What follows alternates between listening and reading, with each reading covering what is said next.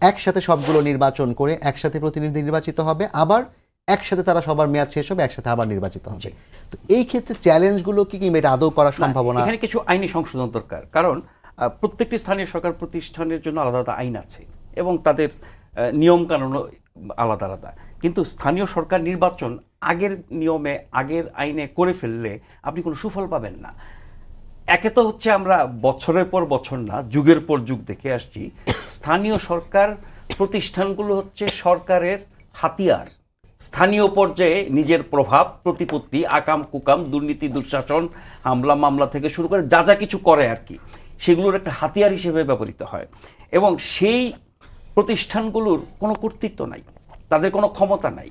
তারা নির্বাচিত হয় জনগণের ভোটে, কিন্তু সরকার তার মধ্যে আবার একটা মন্ত্রণালয়ের অধীনে তাকে অপারেট করতে হয়। যদিও সিদ্ধান্তগুলো রাজনৈতিকভাবে কেন্দ্রীয়ভাবে আসে, কিন্তু একটা মন্ত্রণালয়ের অধীনে তারা কাজ করে। ফলে আপনি ইউনিয়ন পরিষদ বলেন, পৌরসভা বলেন, জেলা পরিষদ, উপজেলা পরিষদ, সিটি কর্পোরেশন, তাদের কি ক্ষমতা আছে, কি কর্তৃত্ব আছে, তারা কতটুকু আপনার স্বাধীনতা ভোগ করে, তারা জনগণের সেবা দেওয়ার জন্য তাদের সেই সক্ষমতা বা সুযোগ তাদের আছে কিনা, সেই জায়গায় আইনগুলোকে ঠিক করা। তা না হলে এইসব প্রতিষ্ঠান শুধুমাত্র সরকারের ওই যে বললাম না টুল বা হাতিয়ার হিসেবে ব্যবহৃত হবে। যখন যারা আসে তারাই করেছে, ভবিষ্যৎ সরকারও তাই করবে। আগে আপনি আইন কানুন নিয়মের মাধ্যমে তাদেরকে শক্তিশালী করেন, তাদেরকে কর্তৃত্ব দেন। আমরা যে বলি না ক্ষমতার বিকেন্দ্রীকরণ, কারণ সকল ক্ষমতার উৎস হয়ে যায় এক ব্যক্তি, একজন, এক জায়গায়, একটা অফিস।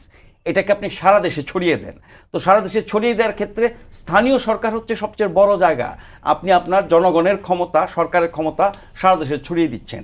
ইউনিয়ন পরিষদ এতটাই কর্তৃত্ববান এবং ক্ষমতাবান হবে, তার আওতাধীন সরকারের যত দায় দায়িত্ব কাজকর্ম এগুলো সে করবে। এখানেই তার সিদ্ধান্ত চূড়ান্ত। তারপরে আপনি ধাপে ধাপে সব ক্ষেত্রে এটা আপনি করতে পারবেন। কিন্তু আমরা দেখেছি স্থানীয় সরকার প্রতিষ্ঠানগুলো সেভাবে কাজ করে না। ফলে স্থানীয় সরকার নির্বাচন যারা আগে চায় তাদের এই দাবি হওয়া উচিত যে আগের মতো স্থানীয় সরকার প্রতিষ্ঠান সংস্কার করে আমরা শক্তিশালী স্থানীয় সরকার প্রতিষ্ঠান চাই। যেসব দেশে গণতন্ত্র বহু বছর ধরে প্রতিষ্ঠিত, সেখানকার স্থানীয় সরকারগুলি কতটা পাওয়ারফুল এবং তাদের আওতায় কি কি থাকে, যেমন ধরেন সিটি কর্পোরেশন বা পৌরসভা, মানে শহরভিত্তিক যে স্থানীয় সরকারগুলো, তাদের অধীনে যাবতীয় নাগরিক সেবা এবং পুলিশ বাহিনী। মার্কিন যুক্তরাষ্ট্রের ট্রাম্প সরকারের বিভিন্ন বিষয় আটকে দিতে পারে। হ্যাঁ, একদম, মানে ওইখানে তারা একেবারে চূড়ান্ত ক্ষমতার অধিকারী। হ্যাঁ, তাদের বিরুদ্ধে ঊর্ধ্বতন কর্তৃপক্ষ তখনই হস্তক্ষেপ করার আইনি সুযোগ পায় যখন সে বেআইনি কাজ করে, যখন সে জনস্বার্থ বিরোধী কাজ করে, এরকম। তো আমাদের স্থানীয় সরকার প্রতিষ্ঠানগুলোকে আগে শক্তিশালী করা দরকার। আমি এখন থেকে ধরেন আরো 20-25 বছর আগে যখন রিপোর্টার ছিলাম, অনেক সেমিনার সিম্পোজিয়ামে যোগ দিয়েছি যেখানে আলোচনা হতো স্ট্রেংথেনিং লোকাল গভর্নমেন্ট। এখনো চলছে সেটা, কিন্তু স্ট্রেংথেন আর কখনো হয়।